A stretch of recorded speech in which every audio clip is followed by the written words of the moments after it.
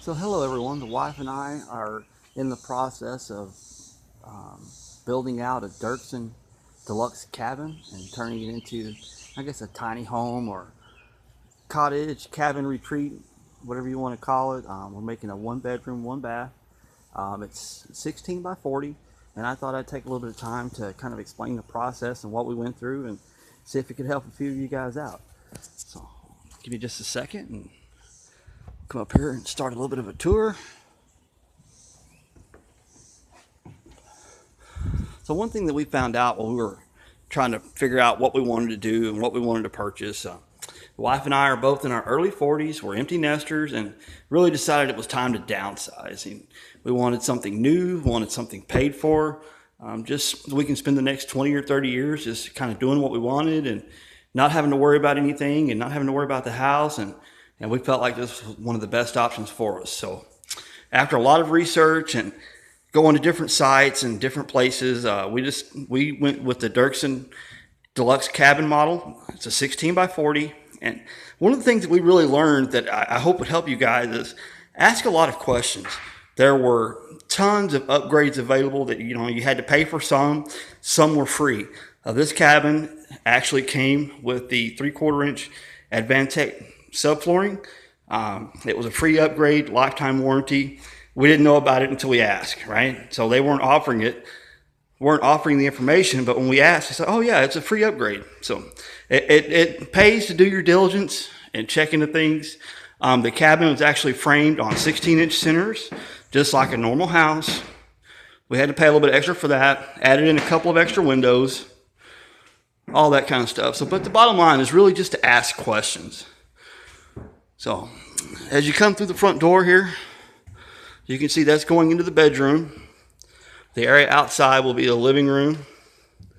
And to the left, into the curved portion of the cabin, will be our dining area, kitchen cabinets along the wall there, starting in the corner. Come into the bedroom. Pretty standard affair. Window over where the bed will be. Got some wiring for some wall sconces and some lights. Pocket door going into the bathroom. Closet, and I don't know if you're going to be able to see this because the lighting's not that good, but that's the electrical sub panel. Our actual utility closet with the water heater. Manifolds up there for the cold and hot water, all run with PEX. Look at the unfinished upper portion of the closet. You can see it's just pretty standard framing. I went with what was already there. We bought the shell. And just basically, standard wall framing for the room and the ceiling. That whole piece. Walk back out to the living room. Kept the ceiling vaulted. We went with the tongue and groove pine for the center portion. Corrugated tin down on both sides. I made the flashing myself. Put it up there over the weekend. And got it all trimmed out. So still got left to finish trimming out the rest of everything.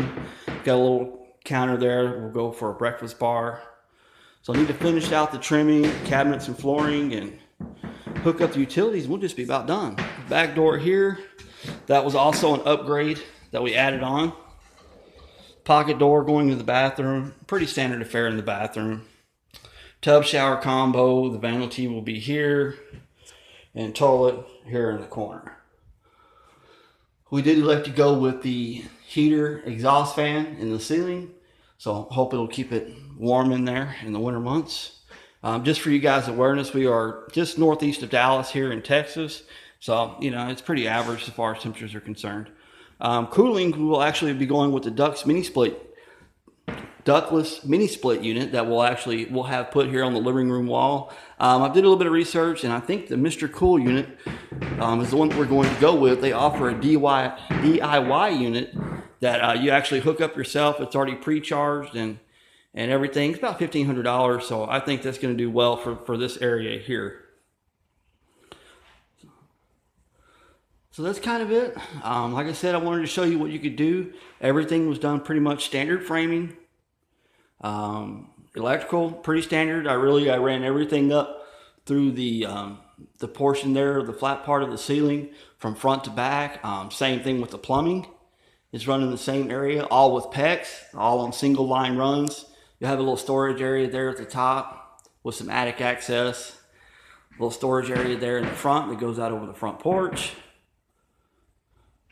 So I've been working on this approximately 8 months, only on the weekends, about 10 hours a weekend. So, you know, don't really have, I would guess probably about 300 or 400 hours into it. I've done everything myself. I did have a little bit of help on the taping the drywall and texturing and painting, but so far as all the construction pieces, I did it all. So for you out there that are looking at doing this type of thing, if you've got any type of little bit of experience, you know, with building sheds or framing walls or, you know, watching YouTube, it'll all work out for you. So I look forward to your comments. If you have any questions, just let me know and I'll respond to them. And we'll post another video here in a few weeks or month or so after we get a little bit further along and get this thing trimmed out. Thank you.